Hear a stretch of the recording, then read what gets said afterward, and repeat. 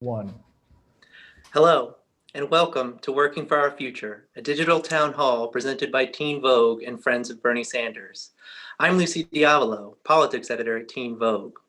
Tonight, I'll be joined by 6 young people from across the country who all have something to tell us about the work they're doing in these unprecedented times. The entire year has been a powerful reminder in how the personal is political, and we'll hear about the work they're doing to build their own futures and the work they're doing to build better futures for each other and all of us. I'll also be joined by Senator Bernie Sanders, the Vermont independent whose back-to-back presidential campaigns have inspired young people across the country to start organizing and building a better future. But before we begin, we've put together a short video to set the mood.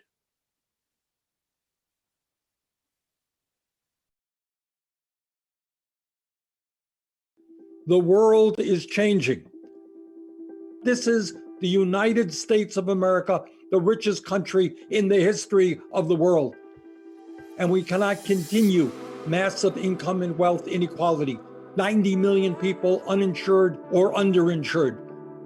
We cannot be the laughing stock of the world in terms of our refusal to deal with climate change or immigration reform or criminal justice reform.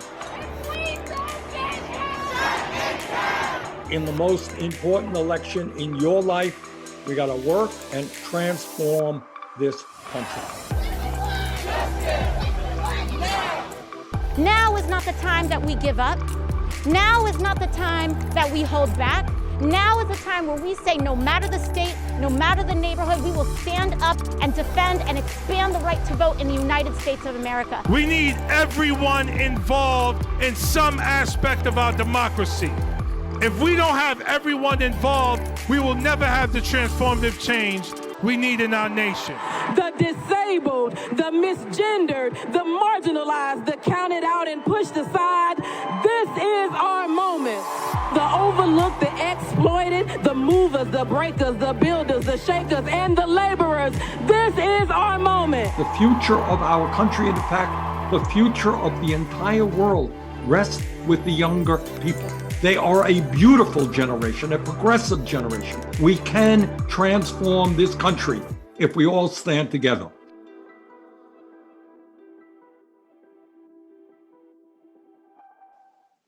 Wow. Makes you want to vote, doesn't it? There's a lot on the line in Congress and in the streets this year. And now, speaking of Congress, I'd like to welcome Senator Bernie Sanders. Sanders has long been an advocate for the political power of today's younger generations. Many have returned the favor, as youth support was a key element of the multiracial working class coalition Sanders built in 2016 and 2020. He's still fighting in the Senate, where he's championed some of the boldest COVID-19 relief proposals. Welcome, Senator. Well, thank you very much, Lucy. And let me thank Teen Vogue for helping us put on this very important event. And why is it very important? I don't want to get people nervous out there, but the future of this country and the future of the world, to a significant degree, rest upon whether young people in America will vote. As I said on the tape that you just saw, the younger generation in our country today is the most progressive young generation I expect in the history of this country. You are a generation which has stood up against racism, against sexism, against homophobia, against xenophobia, against religious bigotry. You are a generation, unlike the current president of the United States, that knows that climate change is not only real, but that it is an existential threat to our country and to the entire planet, and that we've got to move forward in a Green New Deal. You are a generation that knows that we need not only criminal justice reform, we need immigration reform, and we need to make sure that the 11 million undocumented people in this country move toward citizenship. So you are a generation that has a lot to be very, very proud of. But here is something you do not have a right to be proud of, and that is your generation votes in much lower numbers than do older generations. And while those numbers are improving and have improved over the last couple of years, The truth is that if the younger generation, which by and large is an extremely progressive generation, if your generation voted at the same percentage rates as older people do, we would be in a position of transforming this country. So as Lucy mentioned, we are right now looking at not only the most important election in our lifetime, but we are looking at the most important election in the modern history of America. I suspect going back to the Civil War and the 1864 election. We have a president today who is, as I think most of you know, a pathological liar. He is a president who does not believe in science, which is why we are in such a deep hole regarding the COVID pandemic. He does not believe in science in terms of climate change, which is why he has only exacerbated and made a bad situation even worse. So this is a president that must be defeated. And the only way we defeat him is if millions and millions of young people come out and vote in this election, not only for Joe Biden, but also for Democratic candidates for the U.S. Senate and the U.S. House. We are now in the Senate to gaining control of the U.S. Senate. And if we can elect, right now we have 47 members out of 100. If we can get 4 more, we will have a majority, and we will be able to fight for agenda. And that agenda means universities tuition free. It means canceling student debt. It means doing what every other major country on earth does, and that is guaranteeing health care to all people as a. It means dealing in a very significant way with a broken and racist criminal justice system and a broken immigration system. It means creating millions and millions of good-paying jobs by rebuilding our crumbling infrastructure and by creating jobs as we combat climate change. So this election is one in which we're going to have, if we lose this election, we're going to have to be fighting down years. If we win this election and we can gain control over the United States Senate, there are endless opportunities for us to transform this country and create an economy and a government that works for all of us. Now, the younger generation is not only idealistic and ideologically progressive, but they also understand something else. And that they understand that unless we get our act together, your generation will, for the first time in the modern history of this country, have a lower standard of living than your parents. So throughout modern history, what we have seen, in my case, I come from a working class family. My father worked out a whole lot of money, and I've done better than my father. And the expectation is that younger generations do better than older generations. But right now, we're not going up, we're going down. Your generation today, especially during this terrible pandemic, you have lost millions of jobs. The wages that you are getting today are inadequate, which is why we have to raise that minimum wage, by the way, to $15 an hour. In terms of housing, many of you have been forced to go back to live with your parents because you cannot afford an apartment or a home of your own. So your generation has really been hit hard by this pandemic, and those a little bit older than the younger generation were hit very hard by the Wall Street crash. So our job right now is to win this election. And the only way we win it is if you come out to vote. Now, I know some of you are thinking, oh, voting, God, I got to fill out forms and got to walk into a polling place. It's complicated. It's hard. It really is not. And do understand that Donald Trump and the Republican leadership are working overtime to make sure that it is extremely hard for you to vote. In state after state, they are engaging in voter suppression. They're engaging in voter suppression against people of color, against working class people, poor people, and young people. They know exactly what I know, that the vast majority of you, if you vote, will not be voting for Donald Trump and right-wing Republicans. That the vast majority of you believe in economic justice, social justice, racial justice, and environmental justice. And you want a government that moves us a long, long way away from Donald Trump. They do not want you to vote. And that is exactly the reason why you must vote. So let me conclude by simply saying this.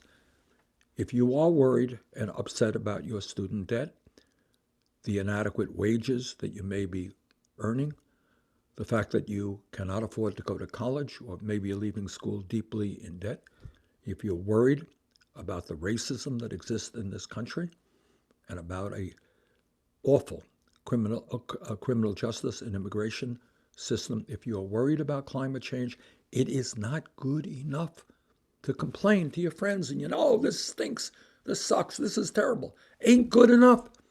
You got to stand up and fight back. And we fight back in a number of different ways. But maybe the easiest way of all is to register to vote and to come on out and vote. Vote early by mail-in ballots, or walk into your polling station where you can vote early, or vote on election day.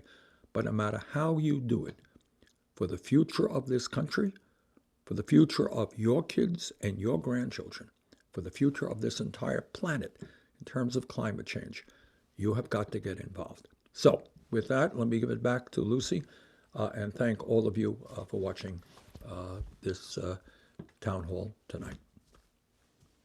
Thanks so much, Senator. You raised a lot of issues I hope that we're going to get a chance to discuss tonight. With that, I'd like to turn now to our panel, a group of 6 people who, like all of us, are facing the harsh realities 2020 has created or just demonstrated. They are elected officials, organizers, and essential voices, all on journeys of their own. The impacts of the pandemic have been historic, but for many, existing crises have continued.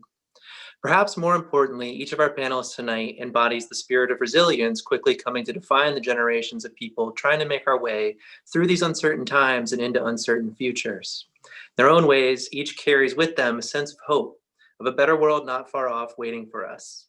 Let's meet them now. First, Hannah Milano.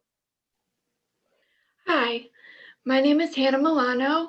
I'm from Madison, Indiana, which is a small town on the Ohio River. I'm an organizer with Hoosier Action, and I'm here today because drug abuse destroyed my father's life and lack of health insurance took it away. Thousands of families are watching this same story play out in their towns and cities across this country, and it has to stop. My father was a charmer. He was a laid-back type of person, easygoing and non-judgmental. Underneath that carefree exterior was a lifelong drug addict. He used drugs with increasing frequency and destruction throughout my entire life. He couldn't hold down jobs, and for the last 15 years of his life, he was mostly homeless. In high school, my mom and stepfather allowed him to crash on our couch during the winter because they thought he would die outside overnight. I can even remember in high school using money that I saved from my after-school job to buy him food from the dollar store so that he would have something to eat that week. Without a job, my dad had no income and no health insurance. This past May, my father got a very bad cough. Being uninsured, he did not go to the ER. On the night of May 14th, he walked outside and laid down on a picnic table in a trailer park. He died that night alone and with no dignity. He was a good person and he didn't deserve to die like that. My dad's story in life does not end with his death. My family has lived paycheck to paycheck my entire life. Not even just paycheck to paycheck, because I remember my mom taking out payday loans to get us through. To this day, my family still has debt that causes anxiety and fear about the future. And now my sister fights a daily struggle against the addiction that killed my father. This country is supposed to be so much more than that. We all deserve better. How is it that millions of us are struggling, living uninsured and paycheck to paycheck, while the super rich and big corporations hoard resources and dodge taxes? I believe that every person deserves dignity and deserves access to mental health services, healthcare, and substance abuse programs. Please don't set this election out. I agree that sometimes the status of this country feels overwhelming, like it's been stacked against us for so long. But that's exactly what the status quo wants us to think. We need you to join us in fighting to vote out Donald Trump. The first step in transitioning America into a country that cares equally for all of its people and not just the elite rich ones is for Trump to be defeated on November 3rd. We can't do this without you. Thank you, Hannah. Thank you for sharing your story. Next, let's meet Jewel Hurtado. Hello, everyone. Thank you so much for tuning in and joining us tonight. This is Baby Anthony. My name is Jewel Hurtado, and I am a city councilwoman right here in the rural city of Keensburg, California. Shout out to my Central Valley folks at home who are watching. I ran for office when I was 19 years old, and I was elected at the age of 20. I'm now serving as not only one of the youngest elected officials in the state of California, but as the first openly bisexual councilwoman in my town. I'm also a community college student and a mother to baby Anthony. And I wasn't going to bring him on, but I decided to do that because this baby right here is the reason why I do what I do and why I do my best to fight so hard. When baby Anthony was 7 months old, he was diagnosed with a rare brain genetic disorder called tuberous sclerosis complex. This complex has left him with daily seizures and it has no cure. And that alone was scary enough. But I remember when he was first diagnosed, the nurse told us that one of his medications was going to be $900 for a 24-day supply, and our insurance didn't cover it. At that time, his father and I combined, two working class poor college students only had about $500. I remember crying. We still cry, not knowing what the future holds for our family. And now he has to take medication daily. And if he didn't have insurance, his medications would cost around $4,000 a month. All of this to say, healthcare is a human right and not a talking point that politicians can dance around any longer. I can't wait for that. My son can't wait for that. Our families cannot wait for that. We are struggling. We need elected officials to step up to the plate, to be bold, and to offer real solutions. We need, on that same note, here in the Central Valley, in our rural communities, we are facing a wide variety of issues, all while our state is literally on fire. We are exposed to toxic pesticides, unclean drinking water. We can't breathe our air. Enough is enough, and we need bold climate action, and we need it now. And that is why I believe I was invited here today. I believe I was invited here today because to speak to the point that voting is more than numbers and polls and data and red versus blue, but it's more about the working class families who are struggling to stay alive right now. And as a queer mother to a disabled child, I know those struggles far too well because I deal with them firsthand. And so I'm also here to say, I've said it before and I will say it again here, we must not just vote to vote out Donald Trump, but we need to vote all the way down the whole damn ballot because local elections are so important. Coming from local government, I won my race by only 8 votes. Your vote counts, and do not let anyone ever tell you that it doesn't. This election season, healthcare, gay rights, immigration reform, criminal justice reform, our environment, and so much more is on the line. Please get out and vote and join us together because together we can vote out Donald Trump, but vote towards justice, dignity, and equality for all. Thank you. Thanks, Jewel. Next, let's meet Denise Palacios. Good evening, everyone. My name is Denise Palacios, and I'm a 23-year-old student at UTRGV, a campus organizer for Texas Rising, and a proud first-generation American who still believes in the possibility of the American dream. I live in a beautiful community called the Rio Grande Valley along the US-Mexico border, and the valley is vibrant, warm, safe, and beautiful, unlike the battle zone that we are often depicted as. We are not rapists. We are not criminals. We're a community built in love and trust where we take care of each other because our government, regardless of the administration, overlooks us. Our government prefers to invest dollars in the over-militarization of our home, continuously funding the deportation of our families and a useless wall. They are deporting our mothers and our fathers, our uncles and aunts, neighbors who work every day in hopes of getting a glimpse of the American dream. Excuse me. We became a national COVID hotspot because of the negligence of our government. We have the highest rates of poverty and uninsured persons in the country. Money that could have been used for relief for our families is instead used to further militarize and intimidate our community. Friends messaged me asking if they would face deportation for getting tested for COVID. People I love are afraid to visit hospitals or clinics because they fear deportation.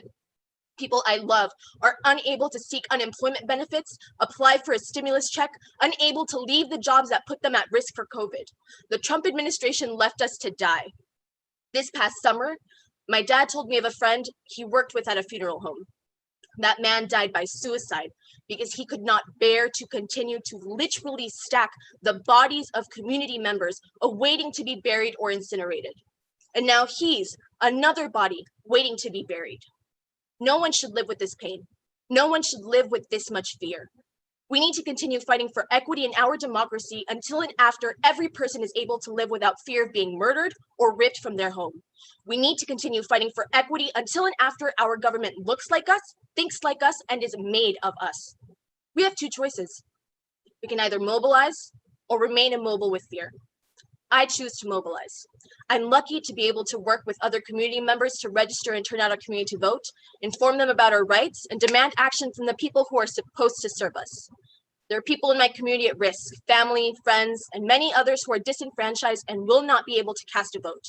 DACA recipients, TPS holders, asylum seekers who are still awaiting their hearings, peoples whose livelihoods literally depend on this election. Cast your vote in November to elect progressives down the ballot, but don't be complacent. We need to keep working for and demanding the American dream that we deserve. Thank you so much, Denise. Really moving stuff. Next, let's meet Karissa Mansas. Hello, my name is Karissa Mansas. I grew up in Columbus, Ohio in a low-income neighborhood. Throughout my childhood, both of my parents suffered from addiction, and because of this, my siblings and I were in and out of the foster care system. After a couple of years, my father was able to get the help he needed, but unfortunately, my mother was not able to access any of those resources to help her. Because of this, she was very unreliable and absent throughout my childhood.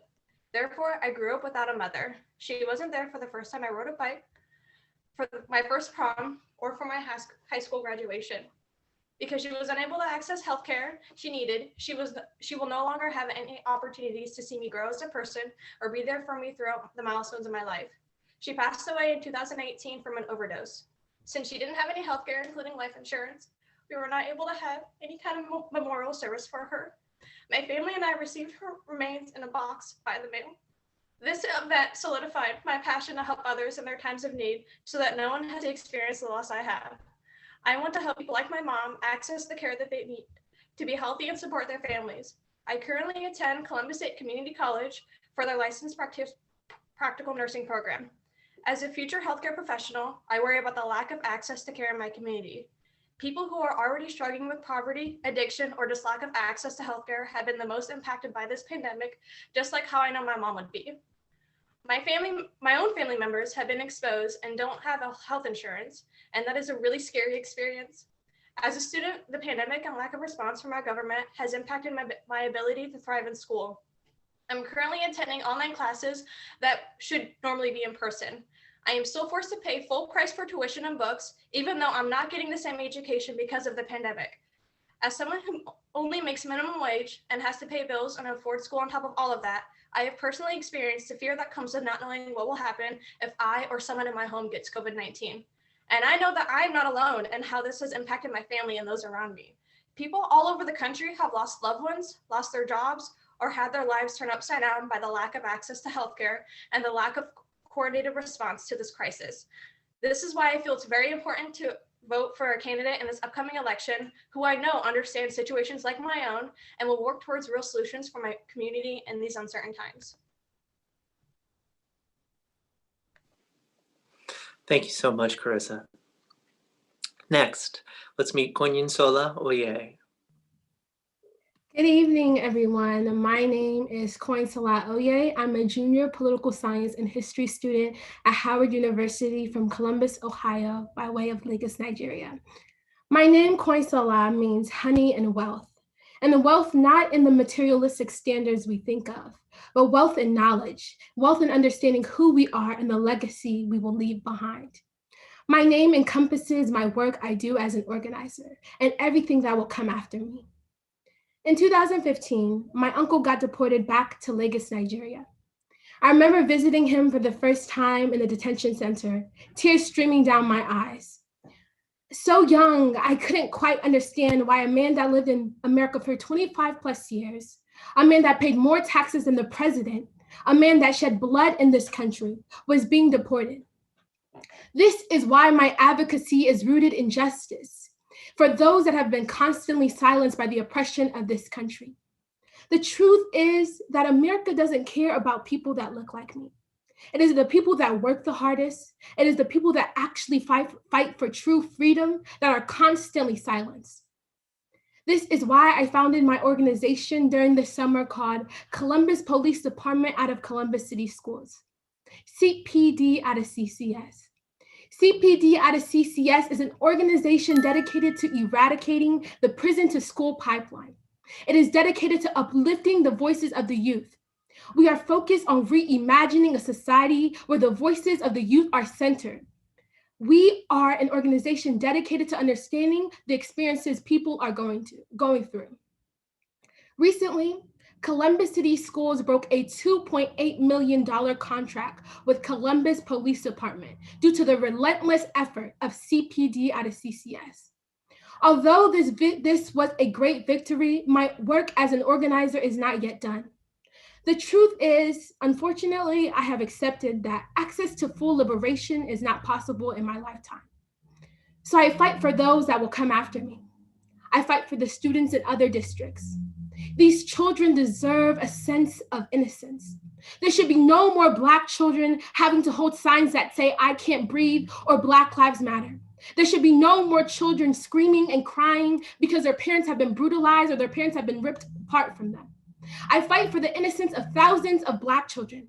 I fight for their voices to be heard. I fight for their childhood to be apparent.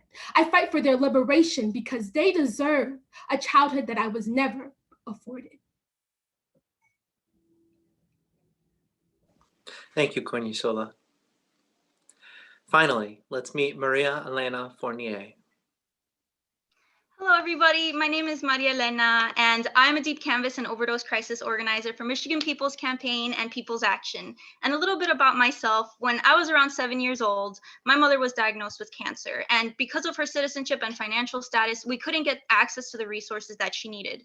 And unfortunately, she passed away about a year later because we didn't have access to these resources. And my father almost immediately developed severe Alzheimer's and dementia. So at the same time as losing my mother and my father to Alzheimer's and dementia, I had to become a caretaker to my twin little brothers at the age of 8, and basically a caretaker to my father because we didn't have the resources to get him the care he needed. And I love my family dearly, but no child should ever have to take on that responsibility because the government did not provide it for us. And if it weren't for my community members stepping up and taking care of me and my brothers, I don't know where I'd be today. They helped us have our needs met. And unfortunately, that wasn't enough. Our community could only do so much. And my father too passed away due to these lack of resources in our community. And now me and my brother are facing the same death sentence a decade later, simply for being poor working class with pre-existing conditions. And that's not fair. And this election and the decisions our politicians make are literally about life and death for me and my family and all of you. And my story is not unique. Multiple families face this every single day. And I decided I had to go in and study public health. So I moved up to Michigan to get this done because I knew we needed to get this taken care of. So my first year in college was during the election year of 2016. And my roommate, which I did not pick, was a Trump supporter who closer to the election came out to me as a white supremacist. She literally told me I was half as human as she was once she found out I was Latinx. And coming from a German family as well on my mother's side who lived through the war, I was baffled that people still believed something like this. And out of fear and curiosity, I began to ask questions to understand how someone could believe such an ideology. And the more she shared, the more I realized she had been misled. And it was at that moment I realized white supremacists are talking to our neighbors and our friends and our community members before we even have the chance to talk about this issue. So since then, I have joined Michigan People's Campaign and People's Action to work on this deep canvassing project. And I didn't have the skills back then to help this poor girl in school, but I do now. And when I first started knocking on doors, I was skeptical, but these conversations ended up changing my life and the lives of those I spoke to on the phones or at the door. And we shared stories and experiences none of us ever imagined sharing with a stranger. Everyone, no matter their political background or affiliation, they were happy and most were in tears to finally have their voice heard and to have a chance to process what they had been through in their lives. And through sharing our experiences with one another in a non-judgmental space, people felt seen and people felt heard. And if we didn't have this conversation, we would have never gotten to this point. And we need to remember that we need to talk to our community members because white supremacists will get to them first. And we don't want that. That is not in our benefit. So if we don't talk to our neighbors, we'll never have anything close to reform or ever a revolution because we can't talk to our neighbors and convince our own family members. So thank you so much. And I appreciate this time. Thank you. Thanks to all of you for sharing your stories, for your candor, and for joining us tonight for this discussion. Senator, I'd love to hear your reaction to the panelists' introductions. Well, Lucy, let me thank Hannah and Jewel and Denise and Karissa and Kenny and Sola and Maria Elena for that extraordinary, powerful testimony. It takes a lot of courage to get in front of a TV screen and do that, and they did it, and I appreciate it. Now, I think there may be some people who tune in and are watching this thing, and they say, oh, that's just terrible. Look at all these painful stories we're hearing. But, you know, that's the exception to the rule. That's just kind of rare. That is not the case. And the reason that I so much appreciate people having the courage to come forward and talk from their hearts about what's going on in their lives and in their families is you're not just talking for yourselves, trust me. You are talking for tens and tens and tens of millions of Americans. And I get angry at the media a lot, and one of the reasons I get angry is that when you turn on the TV or you read the newspapers, very often they are not reflecting reality. What we saw tonight, what we heard tonight, this is the reality. When people, and almost everybody did, talk about healthcare, 90 million people in America are uninsured or underinsured. Not 1, not 50, not 100. Over 90 million Americans. We heard about prescription drugs. 1 out of 5 Americans cannot afford the cost of prescription drugs. We heard about low wages. There are tens of millions of workers today earning starvation wages. They're making $8 an hour, they're making $10 an hour, they're making $12 an hour. We heard about climate change. We know what's going on in California. We know what went on in the Midwest. If we do not get our act together, the planet that you as young people will be inhabiting and leaving to your kids and grandchildren will be increasingly uninhabitable. We heard about racism. We heard about xenophobia. These are not the exception to the rule. Too often, this is the rule. So I have been so impressed, not only by the panelists, but by the younger generation, because this is a generation prepared to ask the hard questions, prepared to think big and not small. Yes, we can do what every other major country does. Guarantee health care to all people is a human right. Yes, we can raise the minimum wage to $15 an hour. Yes, we can have equal pay for equal work. Yes, we can create millions of good-paying jobs, rebuilding our infrastructure and moving to sustainable energy and energy efficiency as we combat climate change. Yes, we can make public colleges and universities tuition-free and cancel student debt. Now, people out there will say, well, Bernie, you're being utopian, you're being, this is not practical, this can't be done. Yes, it can. If you believe that you deserve those benefits as a human being, as a human right, we can make it happen. But in order to make it happen, we need to educate, we need to organize, We need to bring millions of people into the progressive movement. We're having really good success. We need to do more. And in the next 3 weeks, we have got to do everything we can to defeat Donald Trump so that we can now open the door for progressive ideas to transform our country. So once again, I want to thank all of the panelists for their extraordinarily powerful testimony. And thank you for speaking the truth that millions of Americans are experiencing. Thanks. Thank you so much, Senator. You mentioned organizing, and that's really what I'd love to get into tonight with the panelists. So, Jewel, I want to start with you. Obviously, it's an election year, a big historic election year for the White House, but as we've discussed, down ballot, as you emphasize, down ballot races. So I'd love it if you could just give the viewers kind of a sense of, the day-to-day life of a local politician and the kind of things that are coming across your plate at a time like this. Hi, thank you, Lucy, for the question. I wanted to really quickly just say as well, when Bernie Sanders lost in 2016 in the primary election, he reminded us and empowered all of us to find our value and say, yeah, maybe we lost this election, but we're gonna run for all the offices because local is so important, like I mentioned in my speech. And so local government is more than just city council, if I can emphasize maybe in on that a little bit. We're talking school boards. We heard an organizer on this panel talking about that school to prison pipeline and how we need to get police out of our schools. And, school board members make those decisions. And so that's another example of local government that is very important. City council is important. Yes, we're talking streets and lights, but also just green space, community gardens, and an environment where you can thrive and grow safely. And so other than that, there's board of supervisors. So all of these local elections are so important because they directly impact your life just as much as Congress and the president. So I just wanted to emphasize on voting for your community college boards, voting for school boards, vote for city councils. And if you can't vote for those seats, encourage other folks to. And last but not least, you don't just have to run for public office. You can always serve on a commission like I did when I was 18, and I advised the city council on Parks and Rec, and now I'm here where I am. So get involved where you can, vote down the whole ballot, and yeah, that's what I got.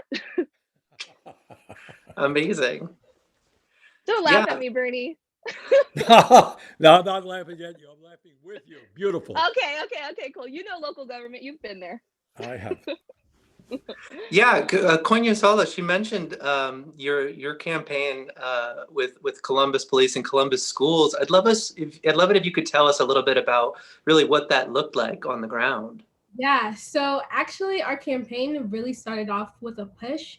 So we actually protested at the board president's house as our first action because we were like, obviously you control what's going on and you need to change it, not tomorrow, but today. So we're like, okay, we're gonna organize it. And we pulled up at her house and we're like, yo, Miss Ma'am, we need you to, cut this out right now. We need you to cut this contract right now. And she was scared. Of course she was scared. She was a little bit nervous. She was saying like, wow, I didn't expect this. But for me, it's, if you're an elected official, you should know the people are coming. Like, it is your job to get the job done. And I'm gonna come for you until you get the job done. And honestly, for me, working with students and organizing with students and really helping them uplift their voice to understand you have more power than the elected officials. I think that's what I'm seeing in local races is that elected officials, especially on the school board, continue to silence the students, continue to make them feel like their voices don't deserve to be heard. But once you realize that your power overpowers them, you can change the entire structure of what's going on. And we did. So Columbus City Schools might say they did it by themselves, but we did it. So yeah. That's right. We're claiming credit. That's right. Denise, you obviously have a really strong sense of attachment to the place that you're from and the organizing you do there. I wonder if you could tell us a little bit about Texas Rising and the work you do with them.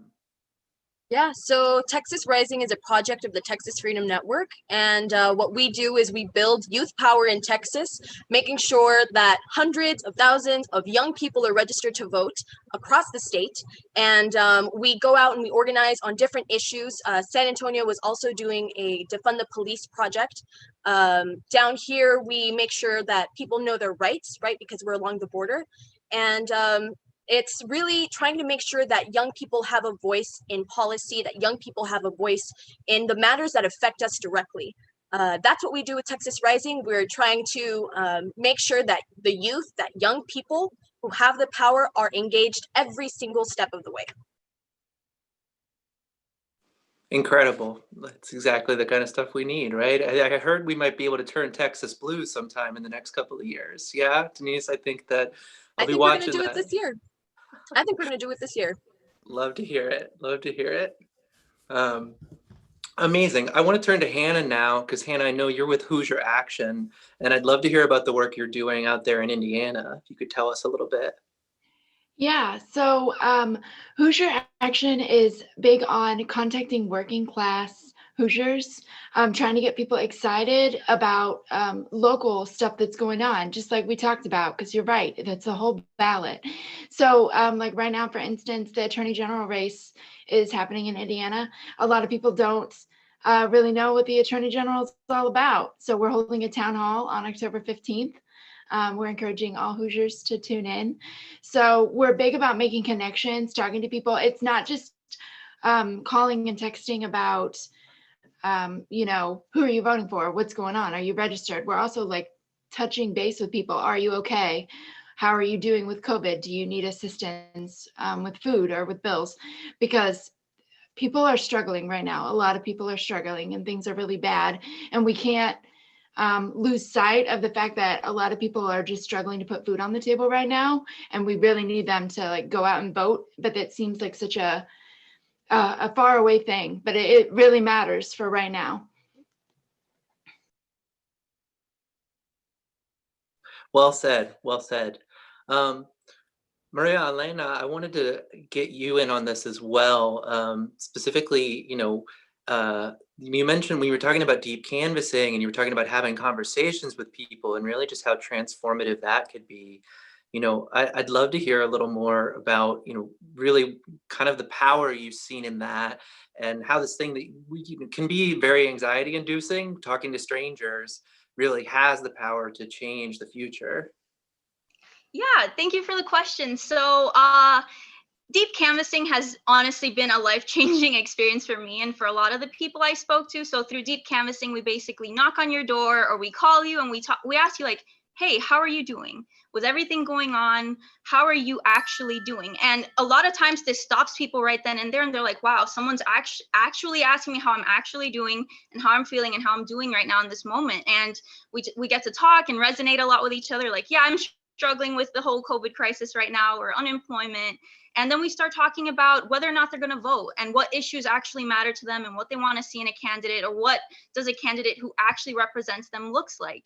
And when we get into these conversations, we don't fact-splain to each other, because we never get anywhere if we just scream facts at each other. So through deep canvassing, we basically share each other's experiences. So I'll open up about things that I've been through in my life, whether healthcare or through the VA or education. And folks will also, surprisingly enough, open up to me, a stranger, about everything going on in their life, because it helps validate them and it helps them feel grounded in their experience. And we have this very open and non-judgmental space when we're talking to them.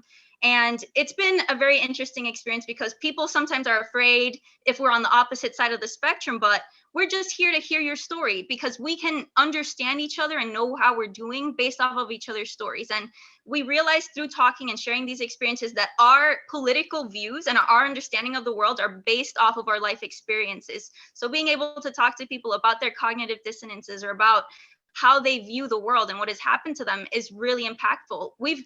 We don't call people names at all in these conversations either. So it's really funny sometimes where people will say something like a dog whistle or something racist that they don't realize themselves is racist. And they'll pause right there and they'll just stare at the floor like, oh my God, I just said something racist. I'm so sorry. I didn't realize I had that kind of ideology.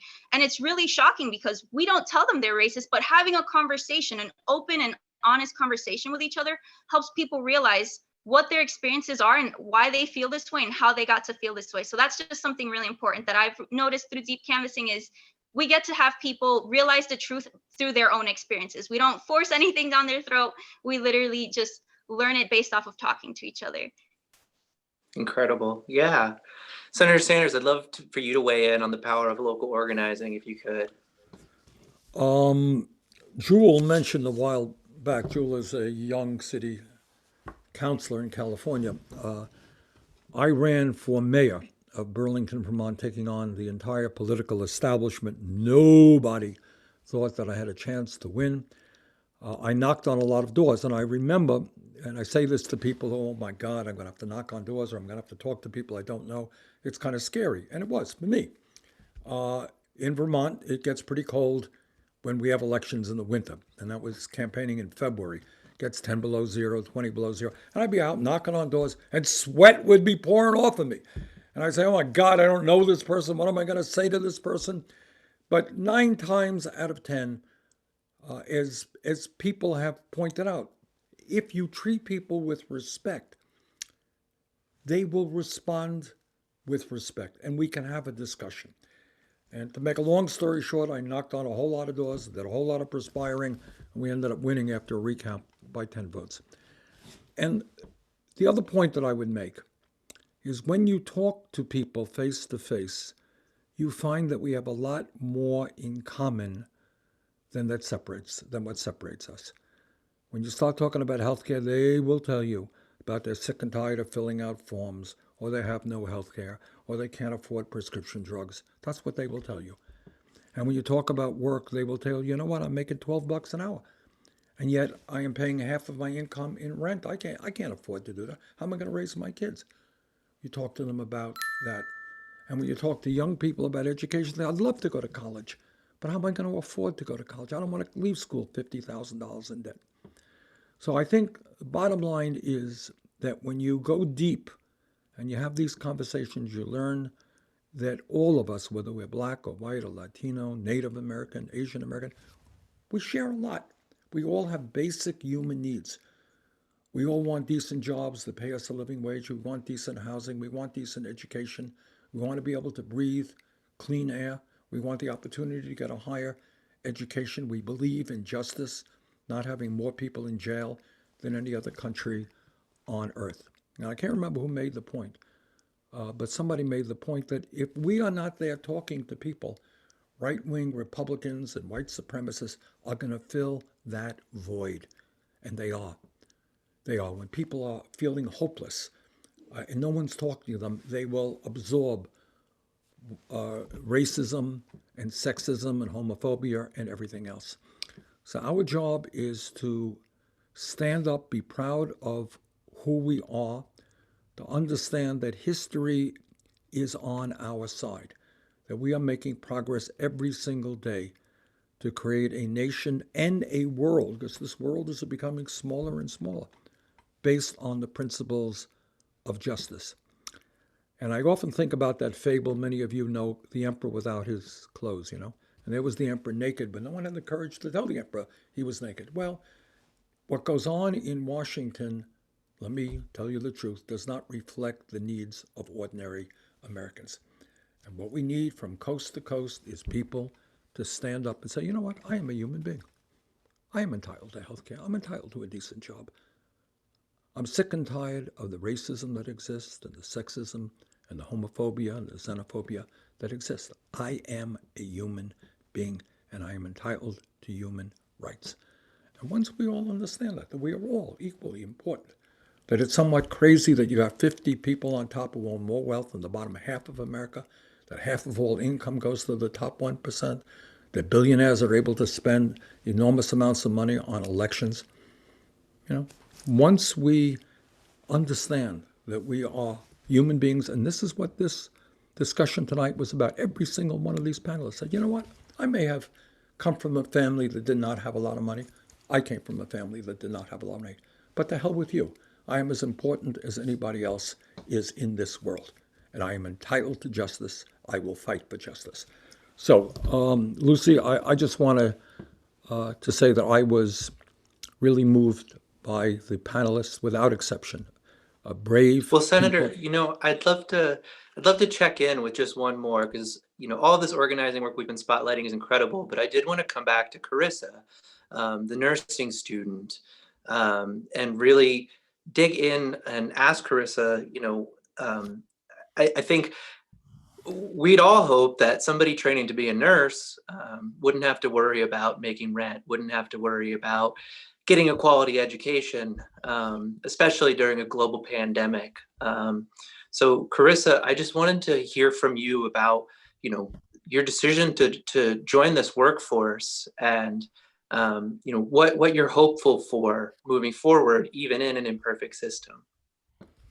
I am really hopeful that everyone will be able to get healthcare, because going into healthcare, I don't want to be able to tell someone that their bill is too high or that they're going to be billed $1,500 for an x-ray. That's being someone in the middle class. It is very, very hard to go to the doctors when I need to and know that I have a bill stacking up.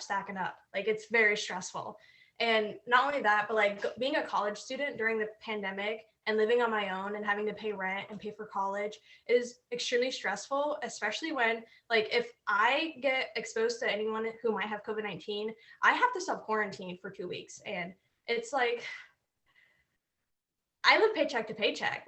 In the middle class, that's what a lot of people do. So if I can't work for 2 weeks, I'm not making rent. I'm behind on my electric bill. I'm behind on rent. I'm behind on my car payment, car insurance. I can't go without any of these things, let alone my food or paying for internet, because now all my college classes are online. It's very stressful and it's very impactful on why I want to go into the healthcare field. Absolutely. Thank you so much for sharing that. Senator, I want to come back to you again and just ask, obviously the working class has been a big part of your movements, and, what are you hopeful for in terms of labor rights in this country moving forward? We have a lot of folks at work who could really use some help. Absolutely. The working class of America today is in worse trouble, Lucy, than any time since the Great Depression. It was in trouble before the pandemic, and it is worse right now. We have, in the last 5 months, seen many millions of people lose their jobs. And when you lose your jobs, in many cases, you lose your health care, because we don't guarantee health care to all people. It's just a job benefit. When people have no income, they can't pay their rent, they can't pay their mortgage. People are scared to death that they're going to lose their housing. People are going deeper and deeper into debt to pay for basic necessities. So that's where the working families of this country are. Now, what do we have to do? It's not really that hard. It's create many millions of good-paying jobs, and in my belief is that the federal government should guarantee a job. There's an enormous amount of work to be done. We need workers in education. We need workers in healthcare. We need workers in childcare. We need workers to rebuild our infrastructure. Make sure that everybody has good drinking water, that we have good wastewater systems. We need to rebuild our roads and our bridges. We need millions of workers to do all of that to combat climate change. So we've got to create jobs, and we have to make sure that those jobs pay people a living wage, at least $15 an hour. We have to make sure that workers can join unions. Right now, if you're a worker out there and you want to join a union, it's very, very hard, because your employer in many cases is acting illegally, making it hard for people to come together. So we have to pass legislation that makes it easier for workers to join unions. And again, in terms of healthcare, you've heard it over and over again. The lack of healthcare, the high cost of healthcare, the inability to afford prescription drugs is causing enormous stress in this country. I am talking to you, Lucy, tonight, 50 miles away from the Canadian border, Burlington, Vermont. And in Canada, everybody, rich or poor, young or old, you go to any doctor you want, you go to any hospital you want. If you end up in a hospital for 2 months, do you know what your bill is when you get out? Zero, not a penny. And yet, because they have a Medicare for all system, as a nation, they're spending half as much per capita as we are. So in all of these issues, whether it is healthcare, whether it's affordable prescription drugs, whether it is cutting military spending, whether it is immigration reform or criminal justice reform, we have to have the courage to take on very powerful, well-funded special interests. We can do it, because at the end of the day, the 1% is 1%. And the last that I heard, 99% is a lot bigger number than 1%. But people have got to get involved, they got to organize, and they got to stand up and fight. And when we do that, we can in fact create an economy that works for all of us and not just the few. Incredible. Thank you, Senator. Thank you for being here with us tonight. Thanks to all of our panelists. Thanks to all of you for tuning in. Thanks on behalf of Teen Vogue to everyone at Friends of Bernie for putting this together with us. And Senator, I'd just like to turn it back over to you for any final thoughts for the evening. Well, I don't have anything more to say except to thank you, Lucy, to thank Teen Vogue, to thank all of our panelists. You guys were great, and you inspire me, and I admire your intelligence and your courage and your willingness to stand up and fight for justice. So thank all of you, and let me thank all of the viewers out there. Thank you very much.